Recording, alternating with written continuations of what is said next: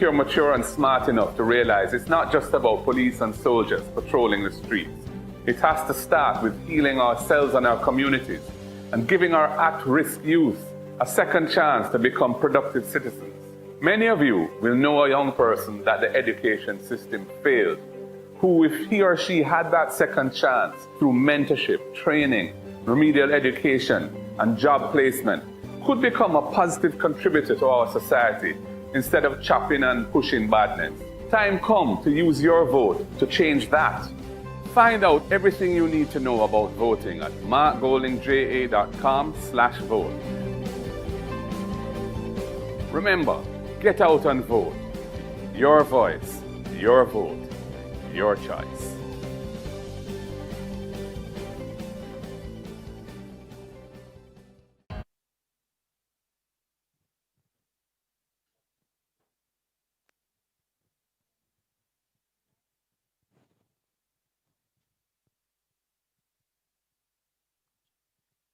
My fellow Jamaicans, members of the press, I want to welcome you this afternoon to this discussion being hosted by the People's National Party. I am Donna Scott Motley. I am a campaign spokesperson and I'm supported by Raymond Price and by Cleveland Tomlinson, two of our young, vibrant comrades, part of our future. So we are just 10 days away from the election, when we, the People's National Party, are fully prepared and expectant that we shall be marching on to victory. And prepared also that everything that is broken down, everything then broke down, we will build back better than before. So there are some events which have taken place and some which are going to happen. And I want to discuss some of those events with you, reminding you that on the 12th of August, we launched our manifesto, a manifesto crafted for the people, with love for the people, with Jamaica as our mission, but a mission which reflects love, because people are at the center of it. I don't think that the government liked it much, but I think they were also shocked by the boldness and the confidence in which we articulated our plans. So I gather that on Sunday night, they have decided to do something which they consider to be quite unique, never done before, in the country, in another parish apart from Kingston, to persons who are their very die-hard base, their own supporters, not a manifesto for the people of Jamaica, but a manifesto which is to be delivered to their supporters at a mass rally. They think that is something bold. I think that it reflects who they are. We of the People's National Party are committed to building a Jamaica that works for all of us and not just for a few. And our manifesto reflects that. We will, very shortly, be also launching what we call a Manifesto Light, which is really ideas which we are taking from our present manifesto. But there are some which we will be introducing for the first time, simply because we know that those who accuse you of copying and pasting do so because they are experts at it. We have had this experience before. It is not a new thing. We have heard ideas articulated by one of our spokespersons, Damian Crawford, who suggested that the GCT on electricity should be removed or lowered for certain sets of persons. And it was scoffed at by no lesser person than the Minister of Finance himself, only to see it being implemented. We recommended that GCT should be reduced. Again, we were ridiculed, and then it was implemented. So we are accustomed to it. We are accustomed to putting forward our ideas and having them taken. Indeed, the Prime Minister has boasted that he's ready to be everybody's baby father. He will take your ideas and he will implement it. So personally, I don't understand the excitement which is now being demonstrated by the campaign committee. there is a history and a track record. You know, what is fascinating is that for the last 19 years, Jamaica has been led for 15 of those years by a JLP government. They have a right to delay launching a manifesto because what they have projected to the country is failed promises. We're going to have fixed election dates within 100 days. We're going to have term limits within 100 days. We're going to have new cities. Portmore is going to be a Silicon Valley. We're going to have a new city in Trelawney, a new city in Negril. They're going to stop taking the $11.4 billion from the National Housing Trust, which every year. They're going to build 700,000 houses. They're going to build 1,000 social houses. All failed promises. How can you actually go to the people with a manifesto when the people will judge you and say those promises have been made? Over the last 15 years we have heard them, and we don't want to hear any more promises. But let me have you hear from Cleveland Tomlinson, who is one of the bright sparks in our party. We promote young people, and we are going to introduce to you now Cleveland Tomlinson. Thank you, Mrs. Scott-Motley. There have been some unsettling developments throughout the political campaign, and that's the pretext for us to be here. But before I address one of the most significant unsettling developments, I want to use the opportunity to respond to some critiques that we have heard from the Jamaica Labour Party. The other day, they gathered to criticize our manifesto, and I listened keenly to the substantive nature of the criticisms.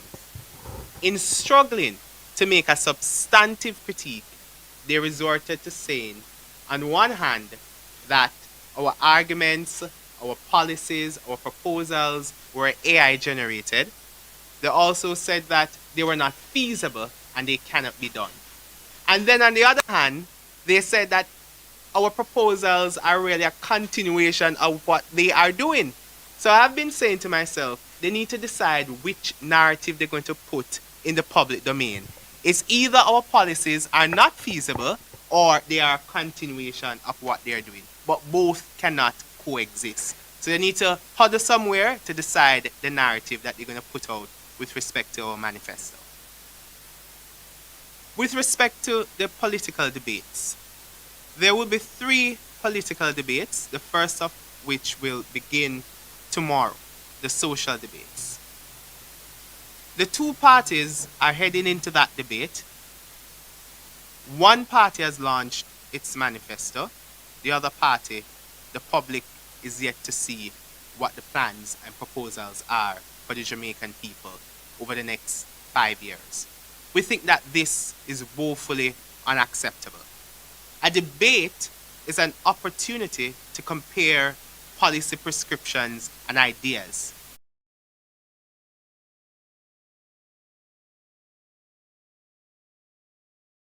The Jamaican people will be wrong is woefully unacceptable.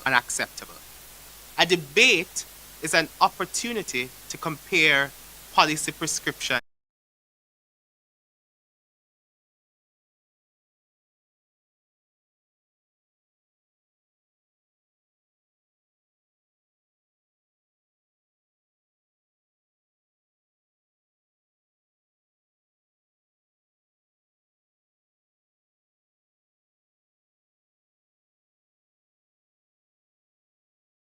and ideas. The Jamaican people will be robbed in Jamaica.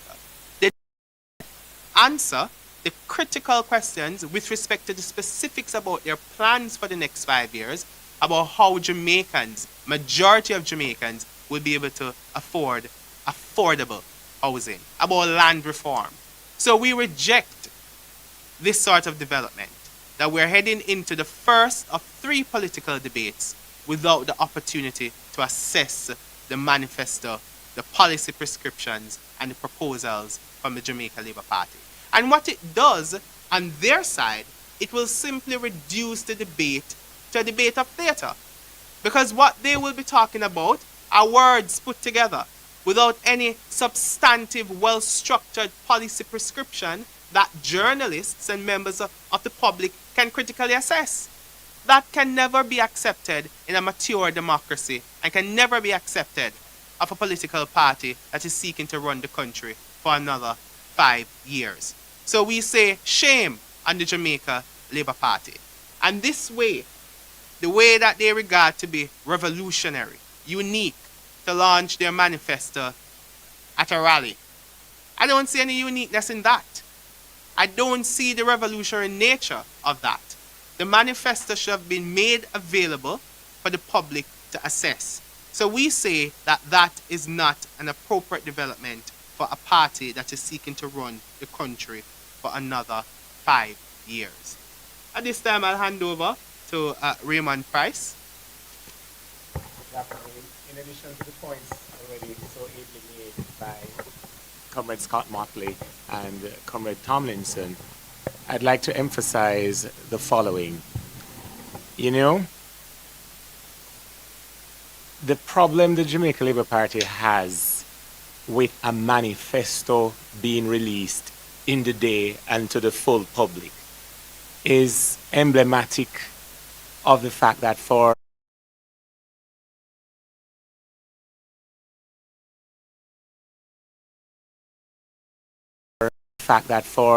the 9 years they've been in office, the 9 consecutive years, what they should be speaking about are manifestations. The absence of manifestations that positively inure to the country's development is one of the reasons why they have, as Cleveland points out, first accused us of using artificial intelligence to generate a manifesto, and then in the next breath accusing us of plagiarism. Well, I can refute the suggestion that we've cut and paste, because we certainly have not cut from Tufton's record any intention, as we drill down to the details, to inflate at $31 million to the public purse an item, a tool, that cost less than $2 million. Intention, as we drill down to the details, to inflate at $31 million to the public purse an item, a tool, that cost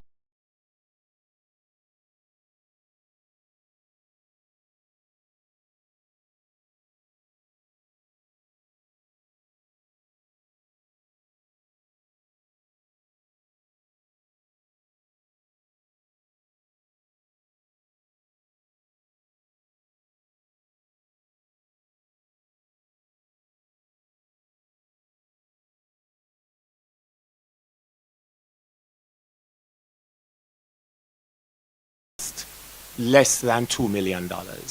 We have no intention to, nor have we cut. Say that student goes to school 5 days per week. That's $50 one way, $50 the other way. $100 a day, $500 a week. In 4 weeks in September, that would be $2,000. And in 4 weeks in October, that would be another $2,000. So the great promise to enhance the ability for tertiary students to achieve their education targets is to give them the grand total of 4,000 Jamaican dollars over 2 months. On the other hand, if that student is the first in their family to matriculate at a tertiary institution, they'll be given an entire scholarship for the duration of their pursuit of their degree. If that student is from an area or studying in an area that the government identifies as critical to national development, there will be further waivers and further grants and bursaries to which they have access. If they are not in the first from their family and have to go through the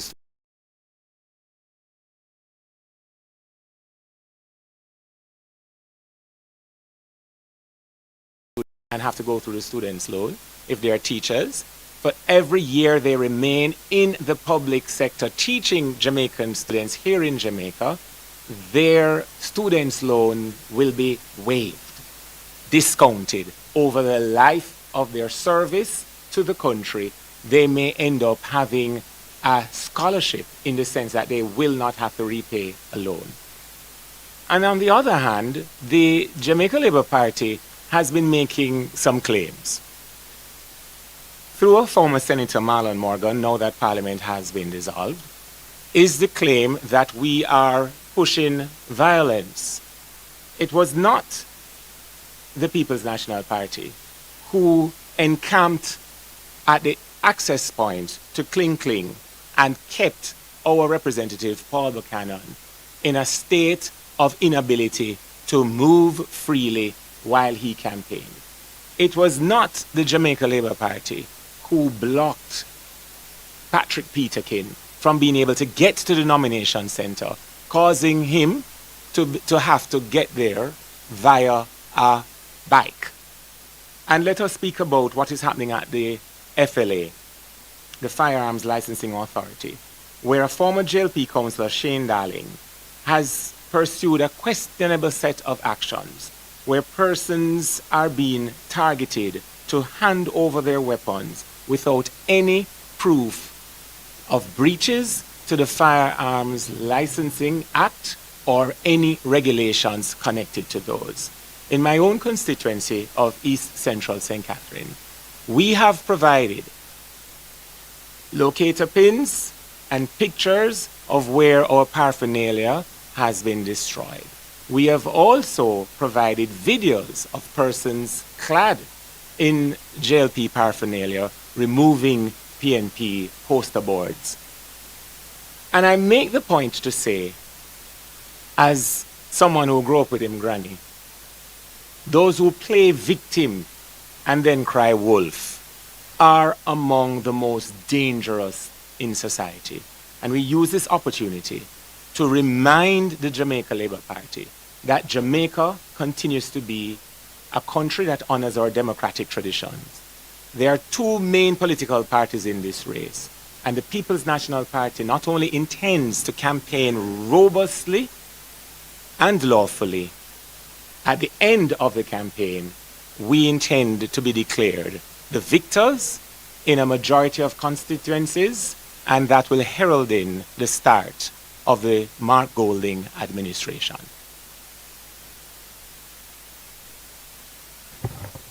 Thank you, Raymond.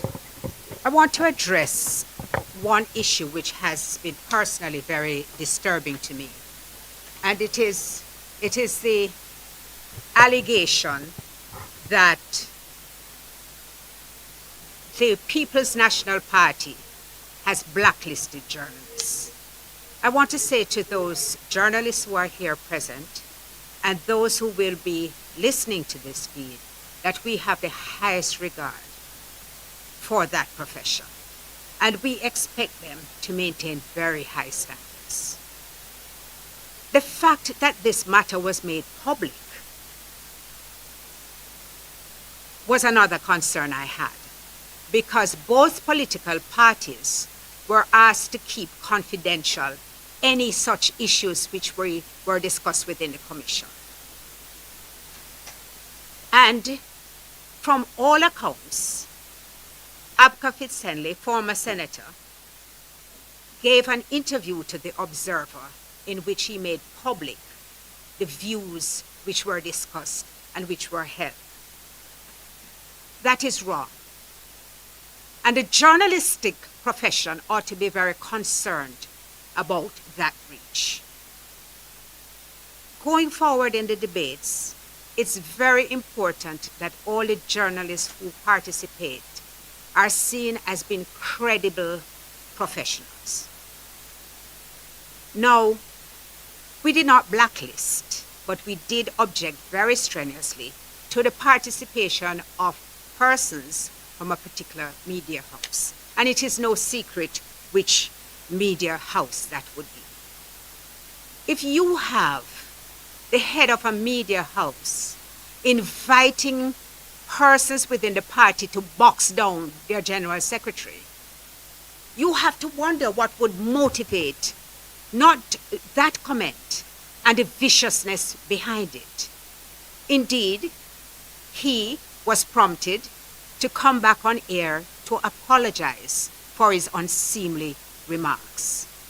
That same person has made unsubstantiated allegations accusing the People's National Party of shooting up their headquarters. That should be condemned. We have had journalists, we have had persons from that network who have berated a former prime minister and who have disclosed, quite frankly, their political bias.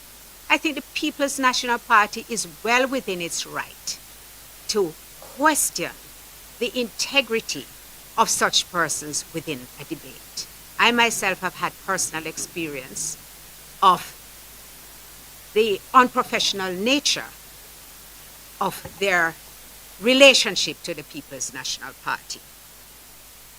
And I think that most of us, members of the PNP, have had it. Now, in my view, the People's National Party is absolutely correct to ask that there be a level of objectivity which is brought into such a debate. And that is all that we did. The JLP objected to some of our finest journalists, journalists who have distinguished themselves to the point where PNP people say they are Labourite and Labourites say they are PNP. That for me is really a mark of, it's a testimony to how they do their work, that each side is equally dissatisfied with the level of objectivity which they bring to the debate. And I could not allow this moment to pass without pointing that out. Thank you, Comrade Scott Motley. At the press conference, the Jamaica Labour Party questioned and made untruthful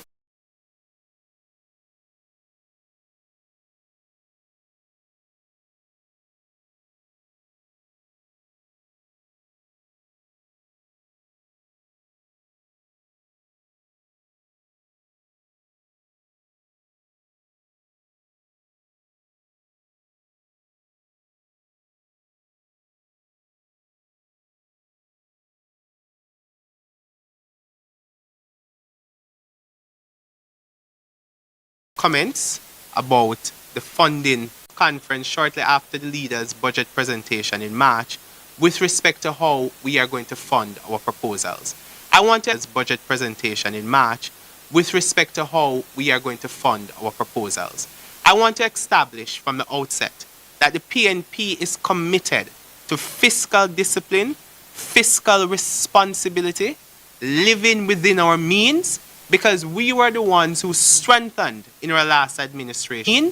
Because we were the ones who strengthened in our last administration the fiscal rules. We restored stability in the macroeconomy. Recall, in 2012, when the PNP came to office, the economy was on the precipice of a collapse. We had destroyed our relationship with the international financial community, largely an outcome of how badly the Jamaica Labour Party administration that preceded us dealt with the relationship with the IMF. We were the ones who amended the fiscal rules, and we are committed to the downward trajectory of the debt. We are committed to fiscal discipline. How are we going to fund our plans? If you examine the national budget, it has two broad components. You have debt servicing expenditure. That's roughly $340 billion. That's the amount that goes towards amortization and interest payment. That is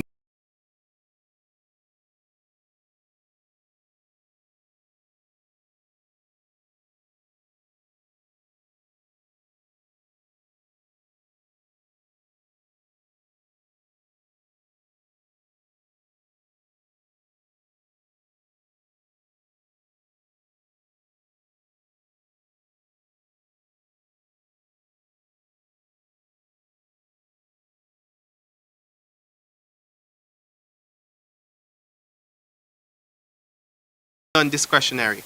If debt is due in the year, you must service the debt. Then you have the second component, which is non-debt expenditure, which which is rough, are the programs that the government of today determines will happen in the fiscal year. The government has full latitude to determine what programs it finances. If the government has the latitude to determine which program it finances, it simply means that this component of the budget can be regarded as discretionary expenditure because the government has the discretion. It has always been so that this component of the budget is regarded to be discretionary expenditure.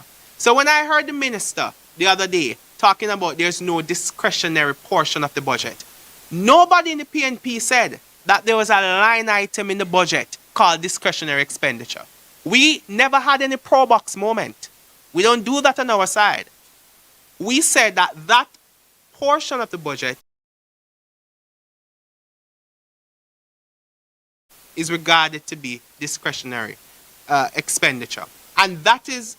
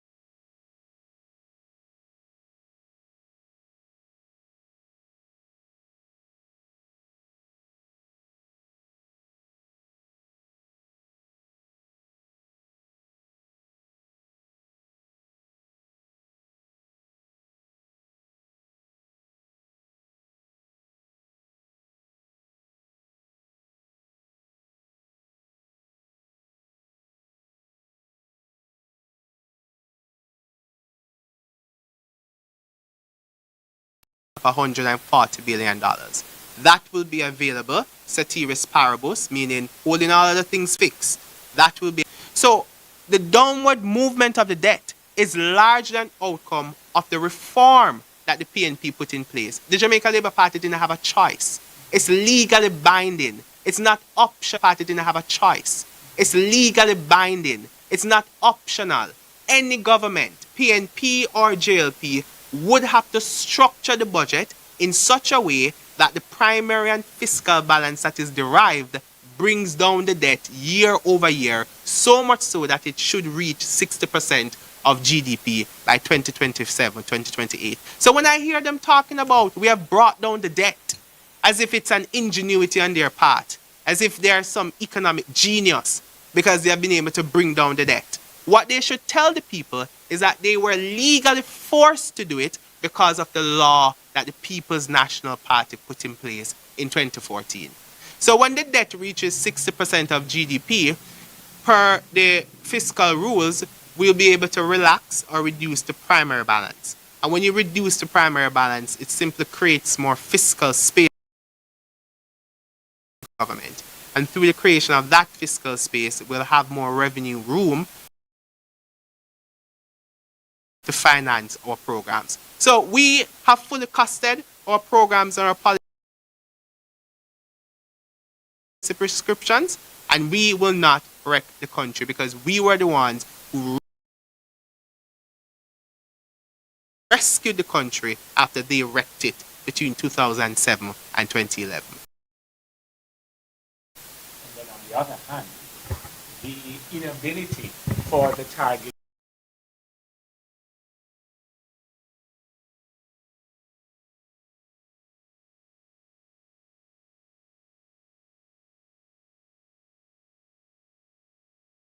that they have set to have been met, such as the for a specified period then to extract from the housing trust roughly $11 billion per year to assist with the recurring expenditure as well as paying public sector salaries.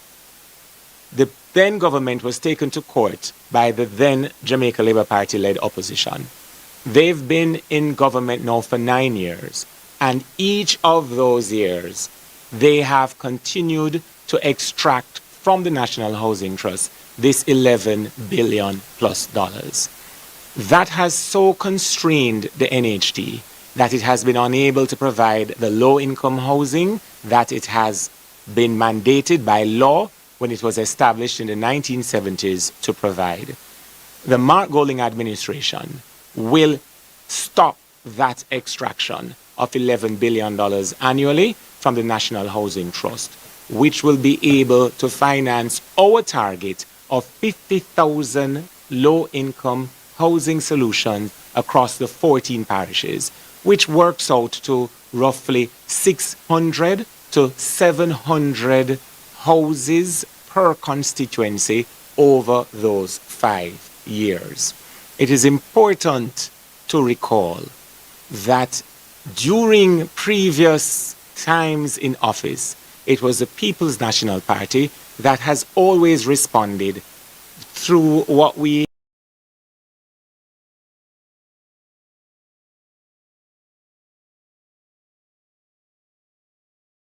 love to proclaim as providing land for the landless and housing for the homeless.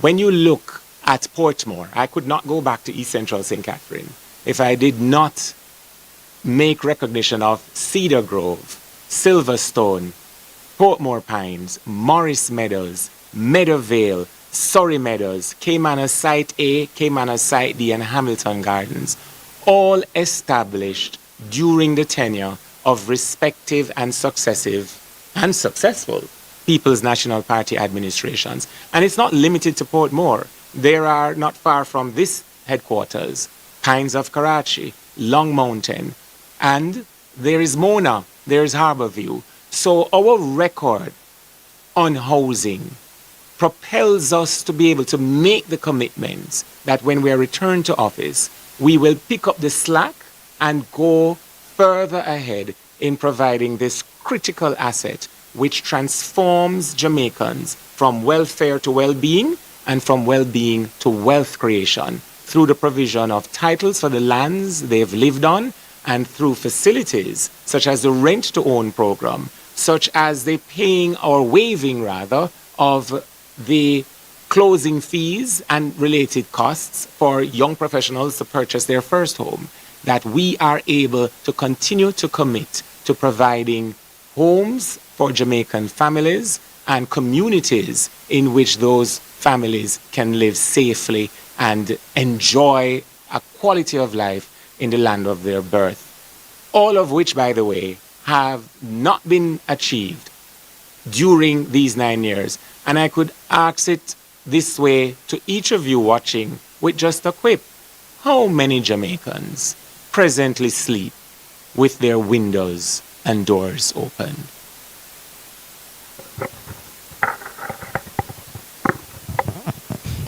Thank you. We will have an open microphone for the press, but I'd just like to make 2 small corrections. One, during Mrs. Scott Motley's presentation, she said 700,000 houses were promised. It was in fact 70,000. And during Mr. Price's presentation, he said the JLP was not responsible for pinning down our candidate in West Central last night. It was in fact the JLP that was responsible for that. I'm sure. And thank you very much for that I'm correction. sure. You know that I'm very sensitive about anything which seems as though I'm trying to mislead anybody. I know. Anyway, would anybody present?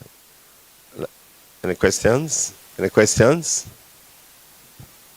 What about, oh, you'd like, thank you.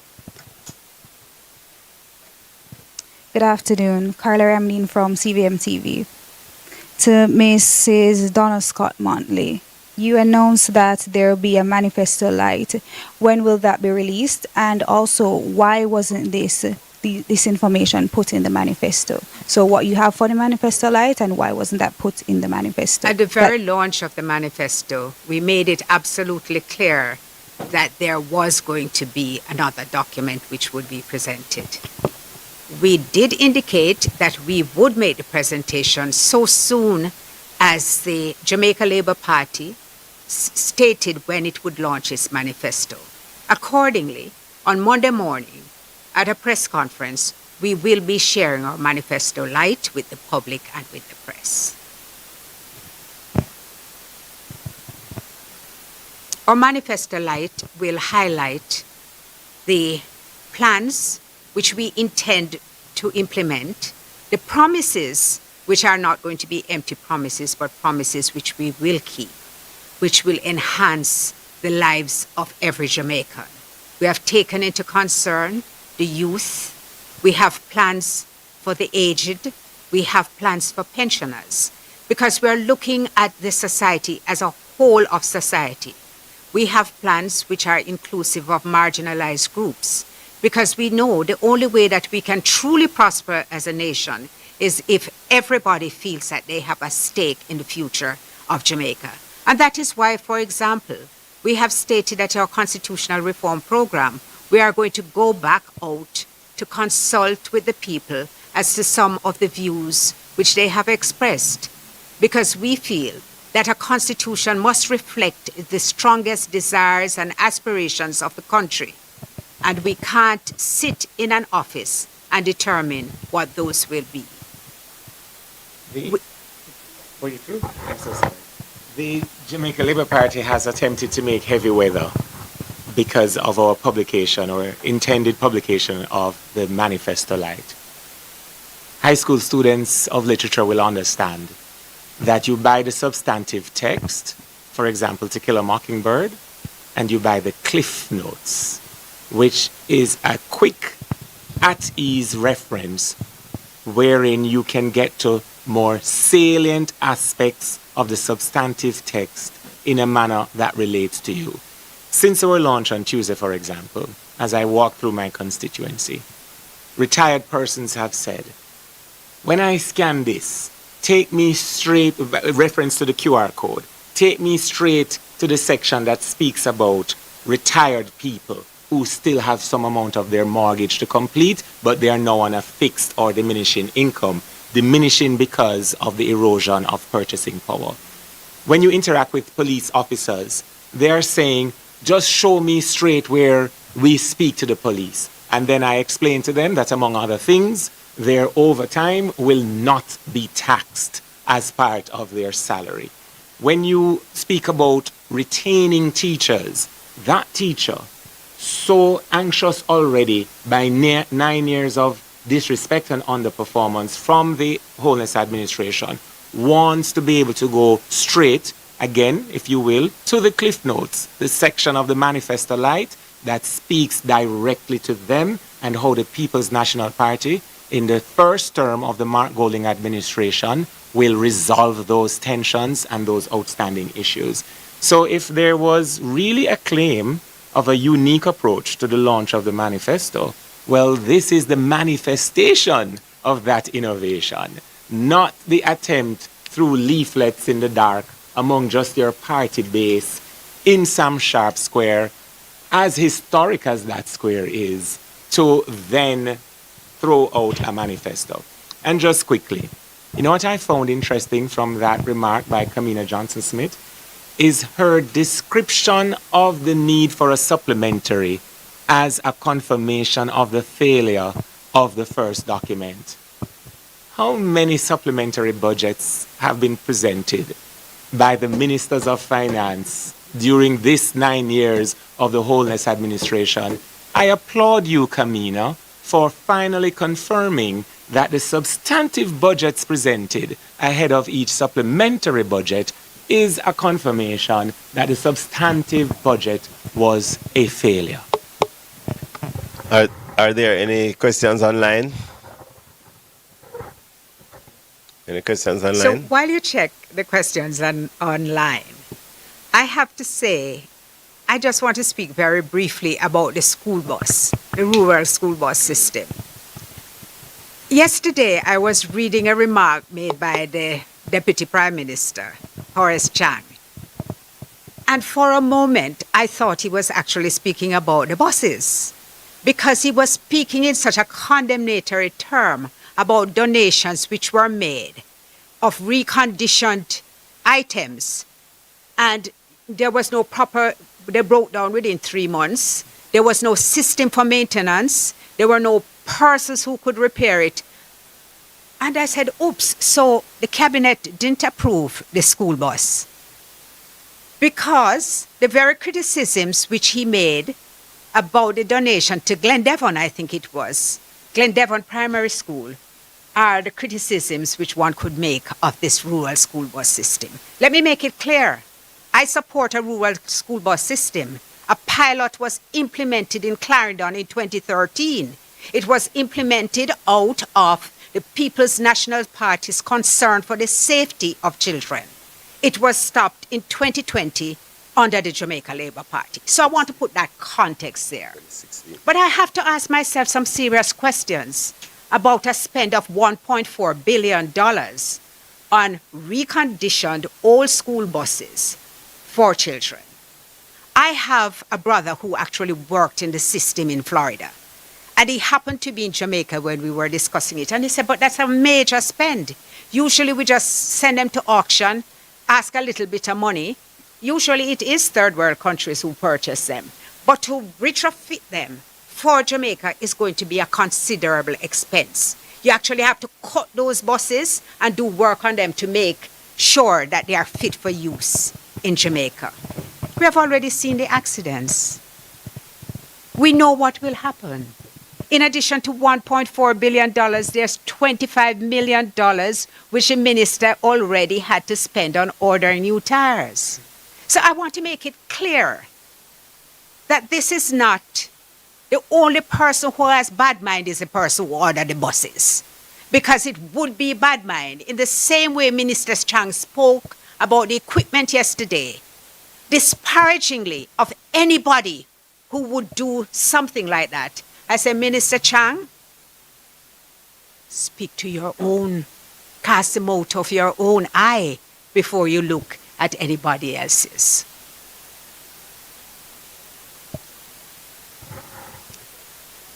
So if there are no further questions, I want to thank you all. Those persons online who have been messaging me while the discussion has taken place, I want to thank you for having participated. In wrapping up, just to say there are no further questions online, but just would like to remind the media that our Manifesto Light will be launched on Monday morning. It is not a supplementary document. It is a document, a companion document. It is the main document, which is called the Manifesto, is about 70 pages, and the Manifesto Light is a page. So that could never supplement, one could never supplement the other. It is a companion document which will be an easier read for the majority of our people. Thank you very much. See you all in Mandeville on Sunday evening, where we will have the first of 2 mass meetings, and then see you again on Monday morning. Thank you. And please listen to the debates on Saturday night, our first social debate, where we will be prepared to answer questions about our manifesto, even while the press will be unable to ask any questions about the manifesto of the Jamaica Labour Party. Thank you.